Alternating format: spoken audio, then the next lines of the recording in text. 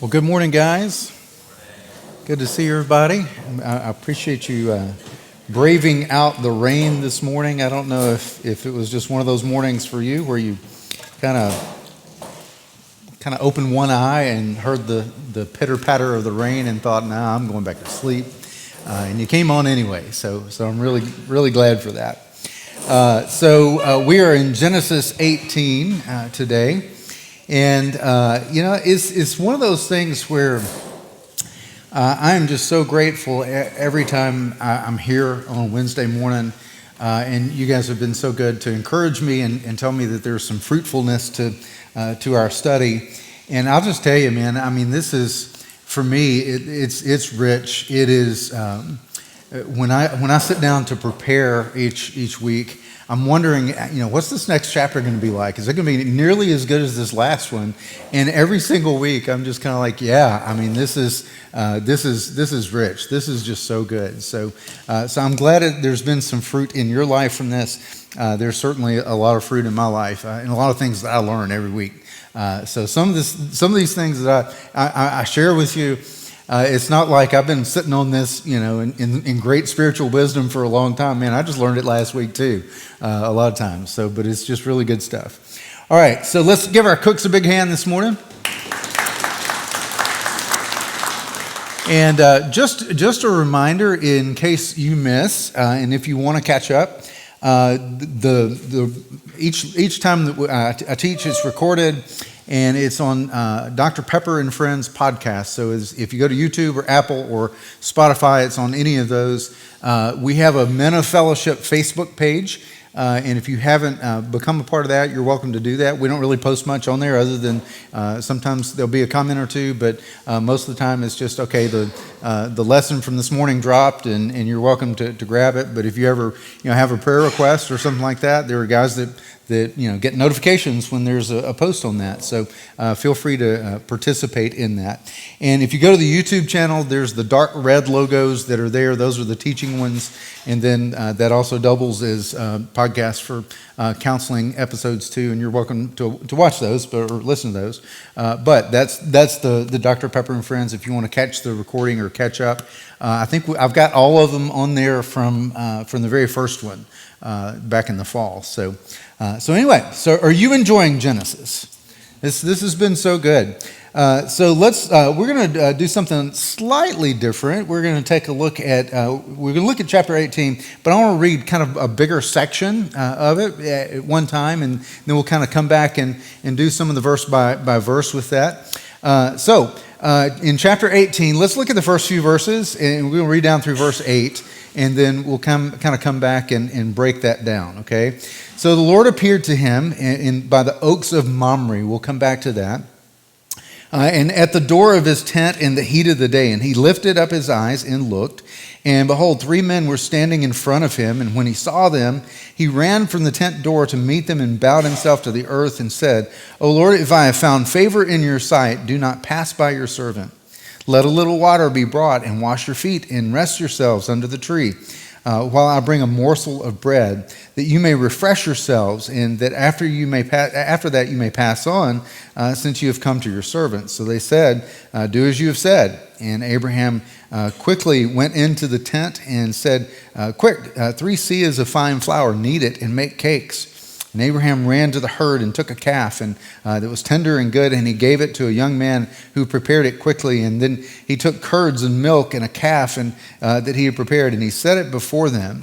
And he stood by them under the tree while they ate. So let's kind of cover that much. So in chapter 17 last week, we saw where God revealed himself as El Shaddai. Okay, and what did El Shaddai mean? What was that?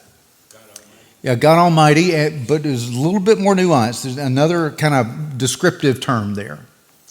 That he was all-sufficient, okay? That he was not just powerful, but he was all-sufficient. Remember, we talked about how everybody kind of all the way through Genesis 1 through 15, when given the opportunity to take what God offered them, they were choosing plan B instead. So God reintroduces himself to Abraham after 13 years and reintroduces himself as El Shaddai, which is just kind of the all-sufficient one.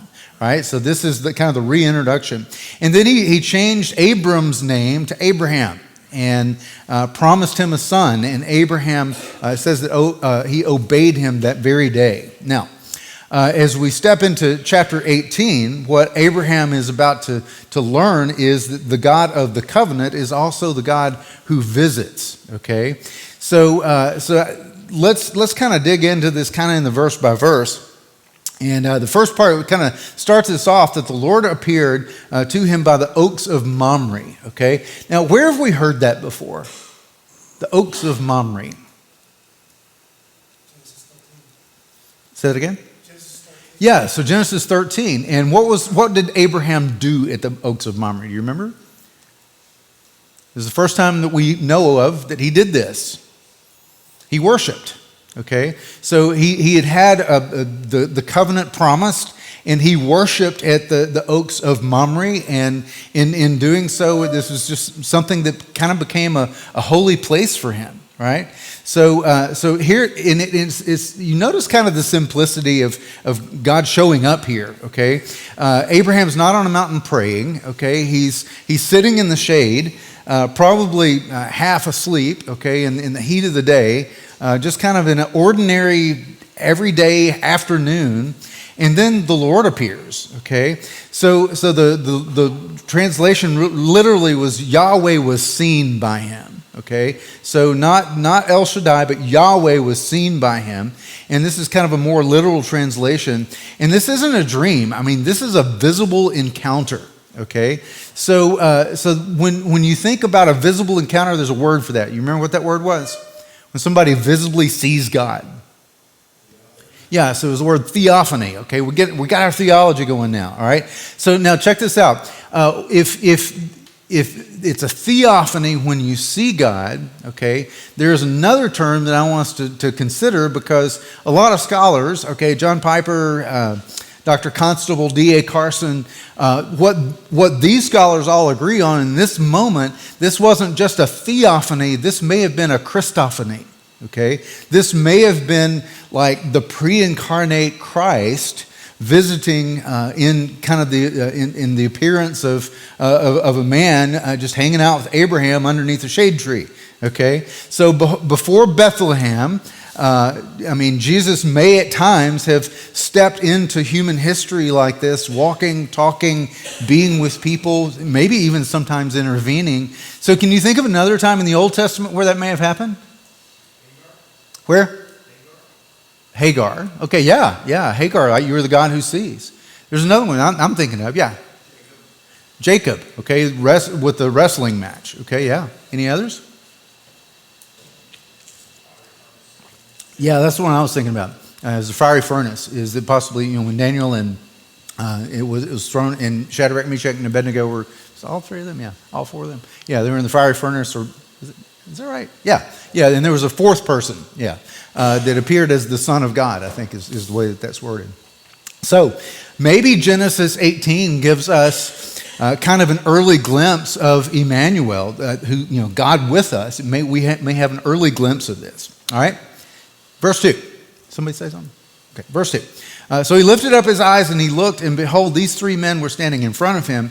And when he saw them, he ran from the tent door to meet them and bowed himself to the earth. Okay? So Abraham is 99 years old, and he's bolting, right? He's running. Okay? We see him running at 99 years old to meet the guests that had arrived here. And if we're looking at culture, the thing that we see is that patriarchs didn't run. Servants did, but patriarchs didn't run. But yet, Abraham kind of sprints toward these people who were strangers. And there's a humility to this, and maybe even a discernment to this, because what we're going to see in a second, this is not going to be the last time that we see Abraham run. We saw that even in these verses.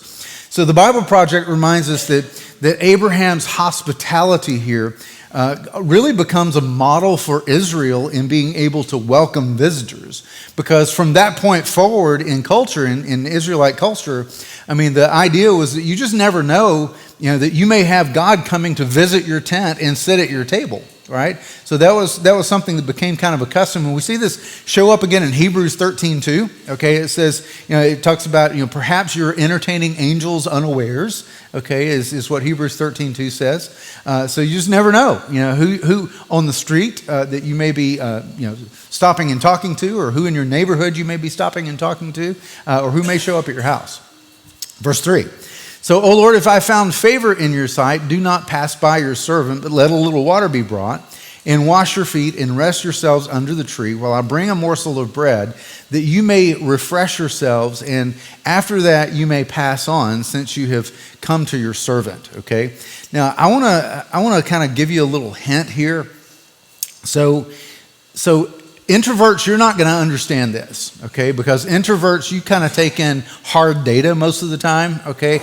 But extroverts know this, okay? And that is, as we are talking sometimes, we're assessing the situation, okay? We're kind of figuring out and trying to discern what's going on that's not being spoken in this conversation. So you get this idea, or you get this scene where Abraham has guests, okay? So he doesn't know anything about these guests. Maybe guests were few and far between in those days, but Abraham runs to meet them. And what's the first thing that he does? Yeah, he bows down before them, and Abraham's maybe kind of assessing the situation as he's bowing down before them. And then Abraham starts talking, and introverts, this is the part that may be hard for you to understand, because you would never say anything unless you thought about it before, okay? Us extroverts, you know what we do? We start running our mouth, and we don't have any idea where we're going with it, okay? We just start talking, and it kind of comes to us as we're talking. And I think this is what Abraham's doing. Hey, how you doing? Let me get you a snack. We're going to get some water. And he's kind of assessing the situation, okay? Because you're going to see in just a second, it goes from a snack to this full-blown feast, right? And something in this interaction that he's having is something that he discerns that these guests are different.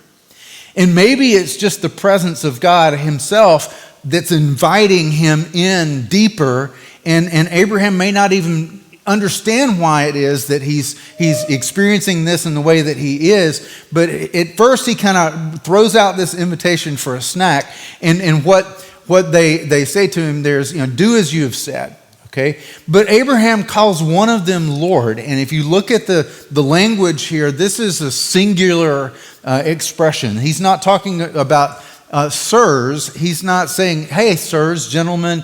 He's noticing that one of them stands out, okay, and he's calling one of them Lord. So his spidey senses have already gone off because one of them is different. So he offers them this snack, just the basics, just water, bread, shade.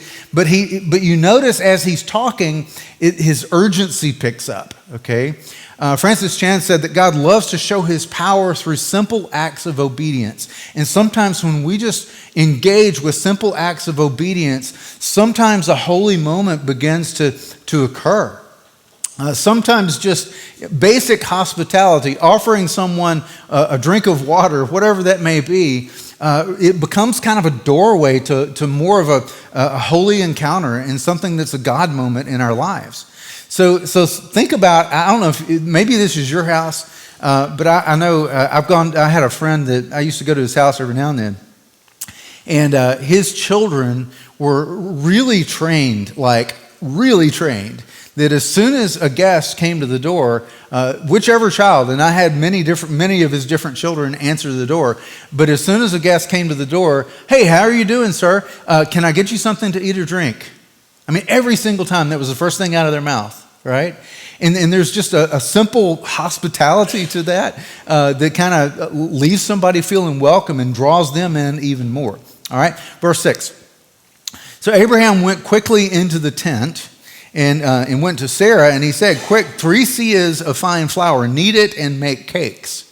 And this is where it changes, okay? Then, all right, so because so far, I mean, he promised them bread and water, okay? So he's asking her to maybe to make some bread. But then I think the seahs, 3 seahs was equal to like 20 pounds, Okay, so something changed from the time that he left their presence to the time that he gets in with Sarah. He's like, something else is going on here. Okay, let's get out 20 pounds of flour. Okay, this is not just a little snack anymore. And then it says that he ran to the herd and took a calf, tender and good, and gave it to a young man who prepared it quickly. And he took curds and milk and the calf that he had prepared, and he set it before them. And then he stood by them under the tree, and he watched them eat. Okay, that may have been a little creepy. I don't know. But you kind of can picture this commotion, right? Sarah is kneading dough. Servants are scrambling. Abraham is barking orders to servants, and he's pacing around maybe like a proud host. And then here we go again with Abraham running. Okay, now guys, this is the best dad joke. I couldn't wait for this one. Okay, this is our first example of DoorDash. Yeah, this is our first example of DoorDash. So he said, he says quickly prepare this meal, and just because he said quickly doesn't mean that this all happened quickly. This was probably something that took a bit. Okay, I mean, when you think about like all that was going on, it may have taken like up to 6 hours, 4 to 6 hours, grinding and kneading, about all this flour, slaughtering and then roasting a young calf. Heating up the clay oven, I guess they may have had, setting the table, getting the fresh milk, the curds, all of that kind of stuff. It took a minute, okay? It wasn't just something that, it was a snack that he kind of put in a microwave. I mean, this was a full-scale feast that was kind of a day's work of hospitality that was taking place. So somehow he sensed and discerned that these strangers didn't want to just kind of rest their legs for a minute, but they were there for a visit. Right? He kind of figured that out. And at some point, maybe just decided there's nothing that's too much when God shows up at your tent, right? So today, if it happened today, it'd be kind of like firing up the grill and, getting out the prime rib and I don't know about a brisket, that'd take a little longer. But, making it homemade bread, pulling out the best dishes, all of those things, and then serving it to some people that really were kind of total strangers. You didn't know anything about them, but you're doing all of this for passersby, for people who were just kind of showing up. And it's not, for Abraham, it's not about showing off. It's about honoring someone that just comes to your home. He's offering his very best in this. And I think in many ways, that's kind of what real hospitality looks like. It's giving your time, it's giving your table, it's giving your heart, so people can experience the presence of God in your home, and offering what is the best, regardless of who it is or how many people there are. Just offering your best to that individual, because in many ways, the audience that you're doing that for is the Lord himself, and not just the ones that may be in front of you in some cases. And then there's this simple end to this little dialogue here, and it just says simply, they ate, right? They ate. I love this. D.A. Carson says this, that whenever God shares a meal with humans, it's a sign of restored fellowship. That whenever God shares a meal with humans, it's a sign of restored fellowship. So you remember, it had been 13 years since Abraham had heard anything from God. Probably he was in a place where he was thinking, man, I've blown this. Whatever God was doing in me, that's gone away. And then you get this word from him. He reintroduces himself as El Shaddai in this last chapter, but then he personally comes and visits. It's a sign of restored fellowship. And you think about that, and it's kind of this preview of Jesus eating with sinners. It's kind of this preview even of the Last Supper. Celebrating the Passover wasn't all that was going on in that moment, because Jesus was on the verge of really restoring fellowship between God and man on the cross the next day. It's kind of a preview even of the wedding feast of the Lamb. When we fast forward to the end, we see the next time that we're going to share that kind of communion with him is going to be at the wedding feast of the Lamb. So think about this maybe the next time we have communion. The next time we take the Lord's Supper at church, go back to the body and the blood of Jesus, and by all means do that. But also remember that was kind of a command that Jesus gave us, that anytime we eat, remember him in those things, but not just remembering him, but remember the restoration of fellowship that has taken place because of Jesus between God and man, right? So next time you have the Lord's Supper, remember that. So here in Abraham's yard, okay, God sits down to eat, okay? And the eternal word of God enjoys the bread of life, enjoys bread and milk with his friend. And that's kind of a picture of grace. I don't know if you've heard the term grace in these terms, but if you were in England, you would understand this term maybe a little better. But in England, if you've been graced by someone, it's someone with a greater title who slows down long enough to speak to someone who's more common.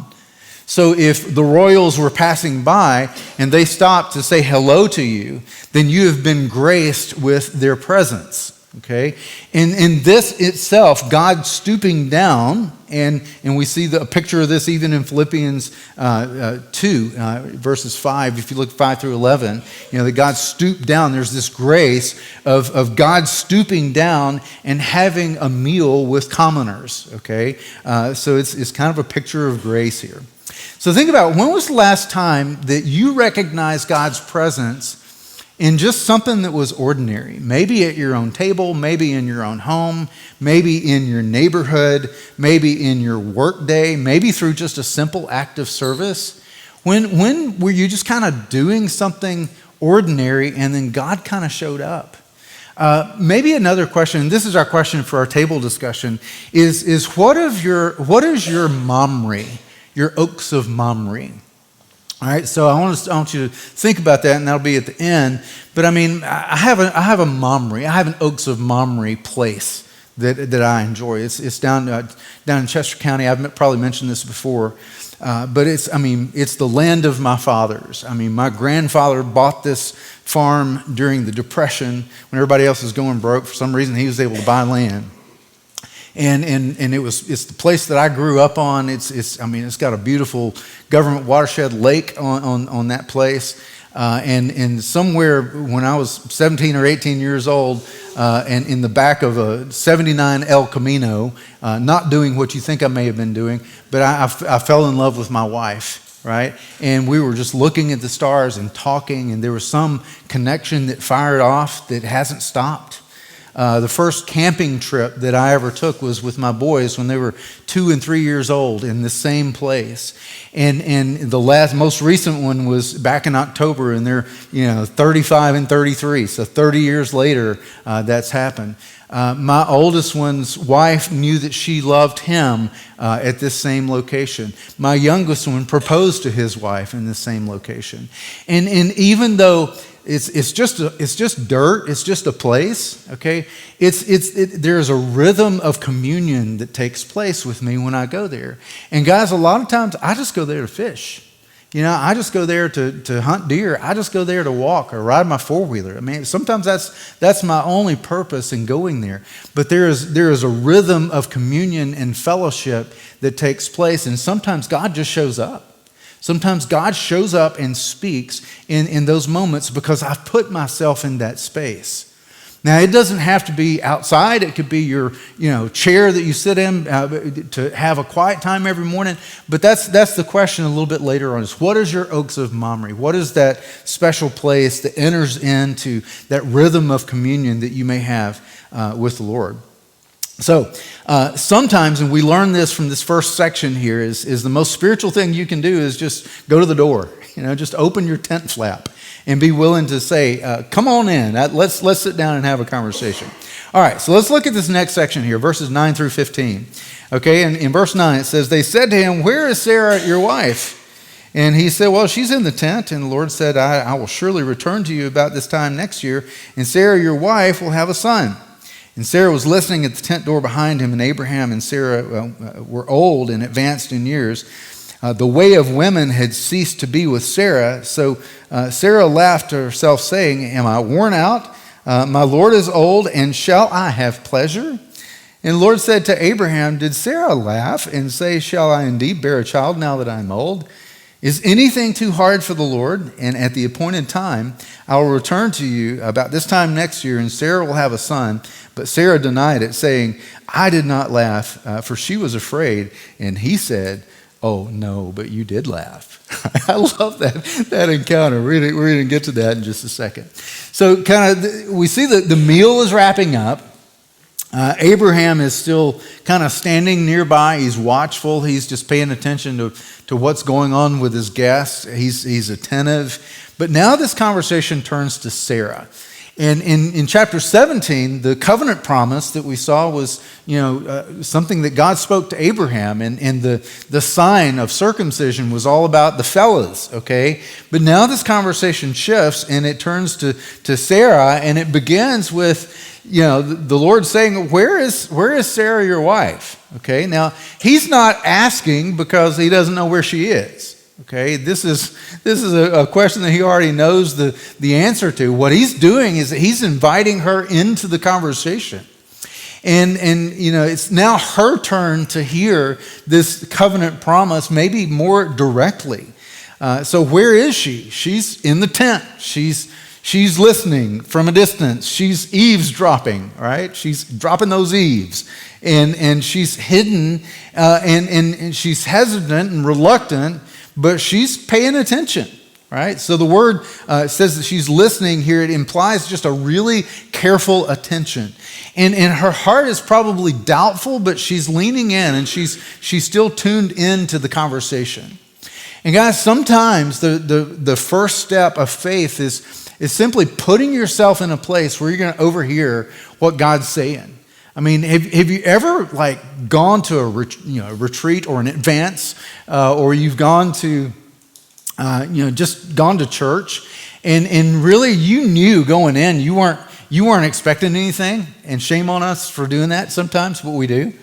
But then all of a sudden God just drops a bomb. Right? I mean, there's just something that you weren't expecting to pick up or to take away.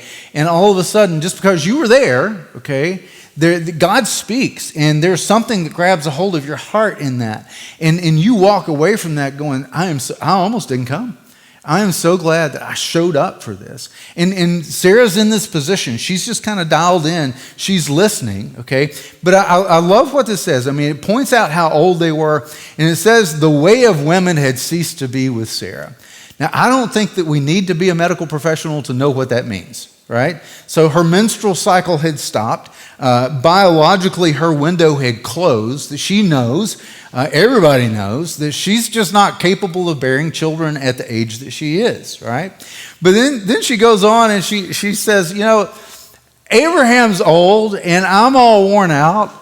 And do you notice the question that she has? Shall I experience pleasure?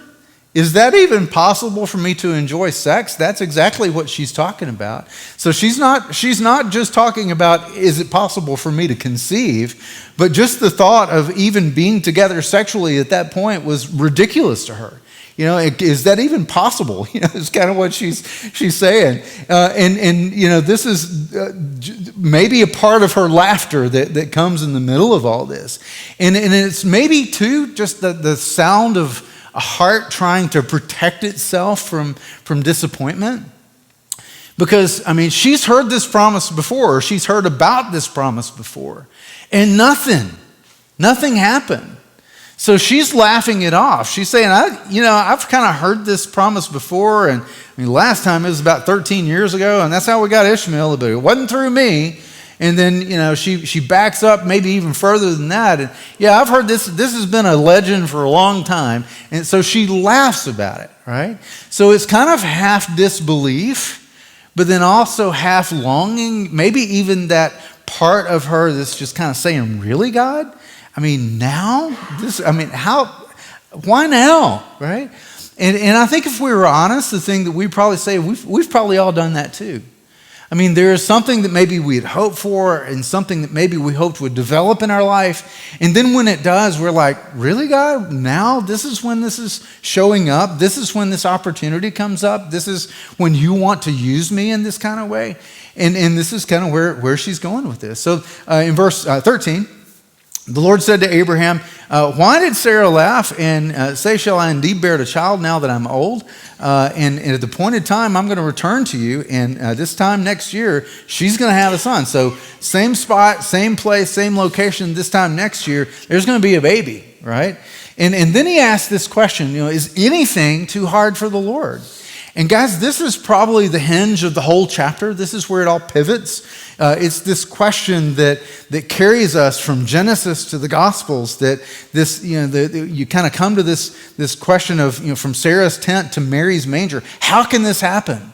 You get into the statement that Jesus makes. Is it possible for a camel to pass through the eye of the needle? Nothing's impossible with God.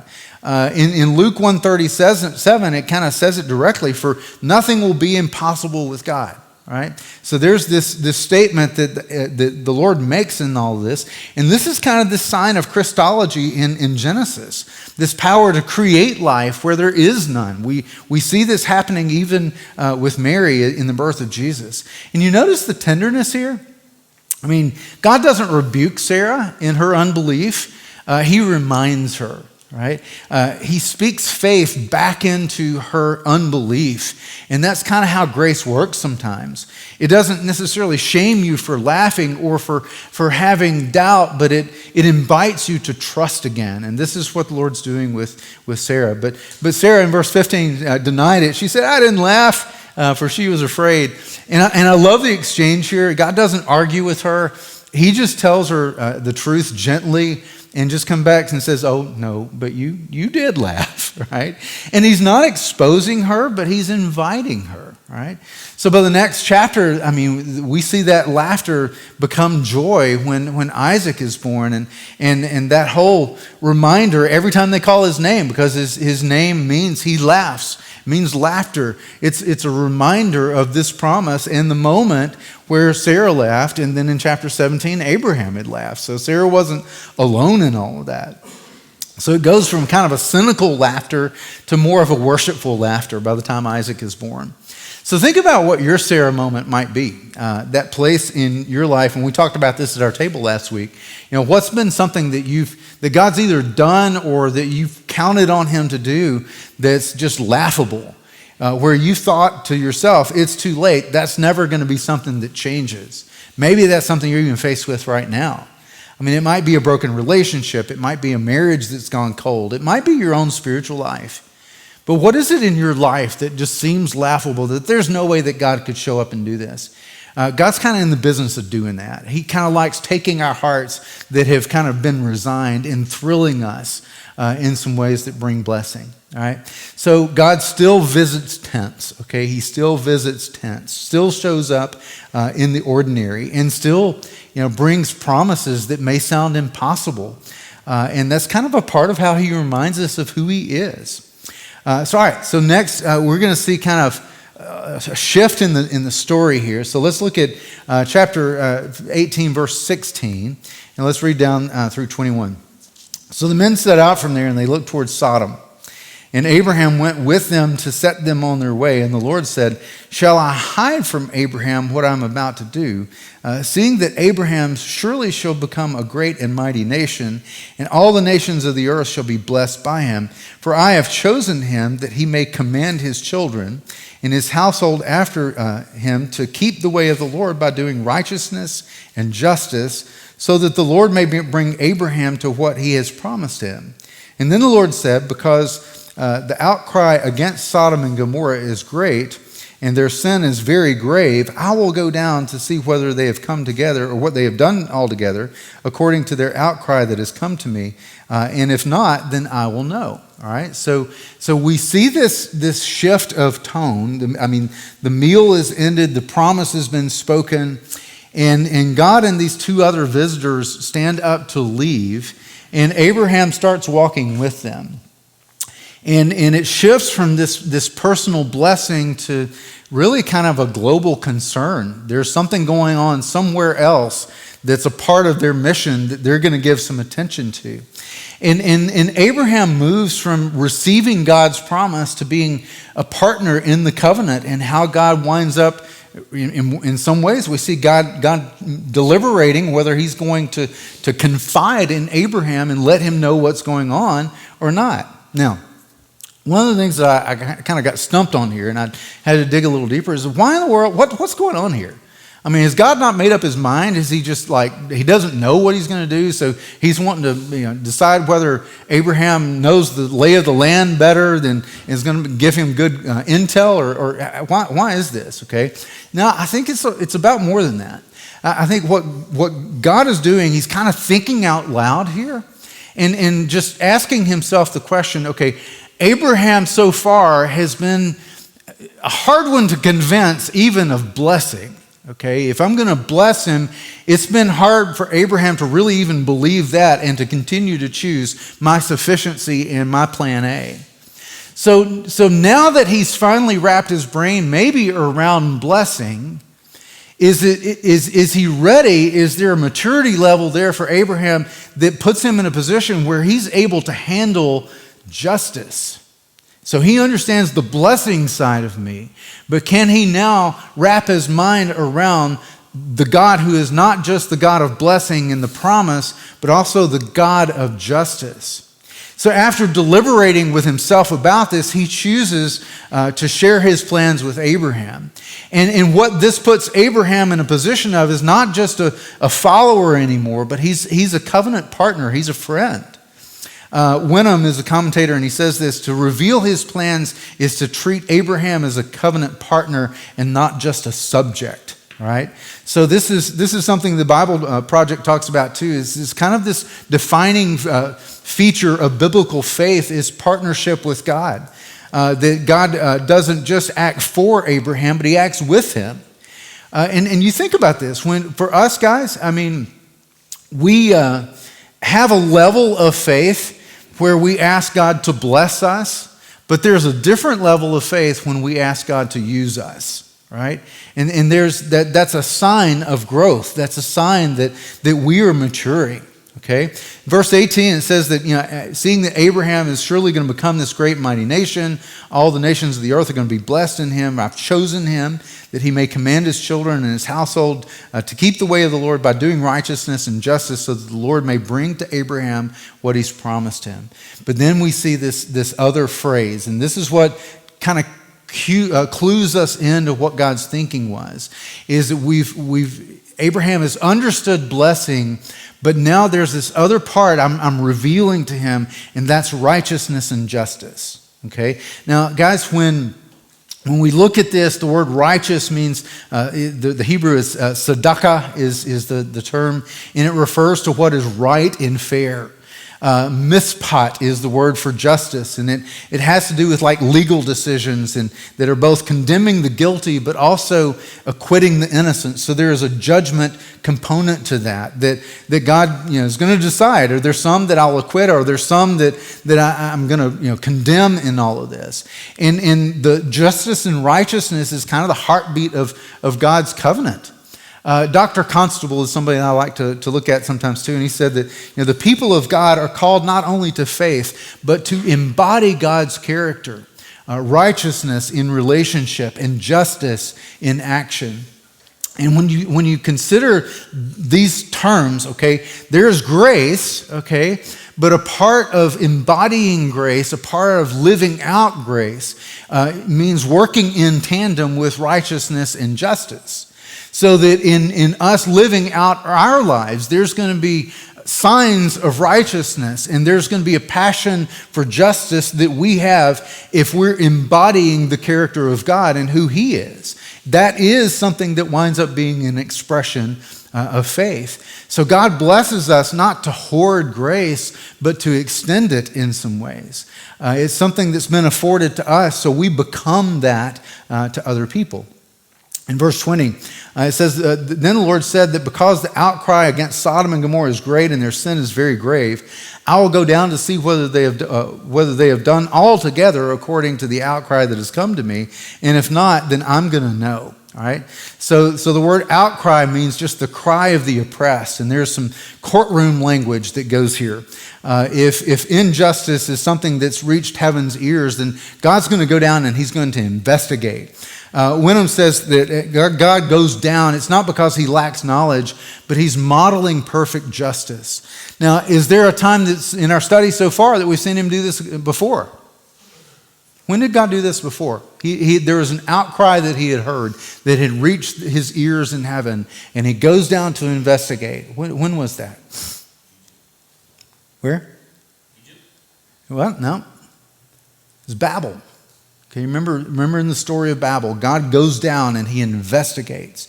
Now, guys, that matters, okay? Because a lot of times, we think about, well, how could God, judge these people, right? How could God, like in the Joshua Crusades or before Noah or, in the Tower of Babel, I mean, how could God do this? Is God reckless? No, it's kind of giving us this idea that God's never reckless in his judgment. He's always intentional. He's always taking everything into consideration, and his verdict is something that's rooted in compassion and in truth, right? Okay, so in verse 22, so the men turned from there and they went towards Sodom, but Abraham still stood before the Lord. I want to kind of wrap up with this. I'm not going to go through all of the negotiation that you see toward the end of the chapter there. Go back and read that sometimes, but it's where Abraham is negotiating with God about whether it's 50 or 40 or 30 or 20 or 10.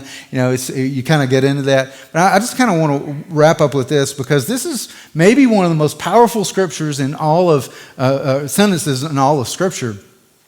So they're walking away from the feast, okay, and the other two kind of walk on, and Abraham and the Lord have this conversation, and the Lord confides in him, and he tells him what he's about to do. This is the conversation, and then it says that Abraham still stood before the Lord. Abraham still stood before the Lord. Everybody else walks away, but Abraham stays. And there is this picture that we have of intercession here. That Abraham is and we see as it unfolds, that he's interceding for Sodom and Gomorrah. But what about 50? What about 40? What about 30? What about 20? Right? But here's the thing that I don't want you to miss. This intercession is the overflow of a relationship that's growing and maturing and developing that he has with God in the present, in the flesh, in this particular case. So guys, have you ever gone to, somebody says, hey, pray for me or pray for my son or my daughter or my mom or whoever it is. And you go and you sit down, okay, I'm going to pray for you. And you go and you sit down and you pray. And you just feel like nothing happens. You just feel like, I'm just talking to the ceiling. That's all that's happening here. So here's the key, okay? Before we intercede, we have to be in the presence of God, right? Before we're able to have an effective prayer, we have to foster that relationship. And if you go to stand before God for others and you haven't stood before him yourself, then sometimes those prayers may feel really empty. And I'm not saying that don't pray, but I'm saying when you go to intercede for other people, nurture and foster and allow God to nurture and foster that relationship that he has with you. Right? So I want to pull up and stop there just for the sake of time this morning and give you some chances to talk a little bit about what's been your Oaks of Mamre. Where has that been for you? Is it a place? Is it a moment? Is it an experience? A way of doing things that you do? I think about Psalm 63, and David had his place too, right? And Psalm 63 starts off by just saying, oh God, you are my God, but where in the world are you in this dry and thirsty land where there is no water? And he's going to God with this lament, this complaint, and there's plenty of reasons that he probably has for this, but he's pouring out his heart to God, and then he begins reviewing those rhythms that he's had of communion and fellowship with him, his Oaks of Mamre. He says, I've seen you in the sanctuary. I've seen you in the night watches. Where has God visited you? Where have you visited with God in a way that it was just an ordinary place and an ordinary moment, but yet God shows up and he speaks and he becomes God to you in that moment. So that's the question about the Oaks of Mamre. Take that and talk about that at your tables, and the action music is going to play next week as we look at Sodom and Gomorrah. All right? See you then.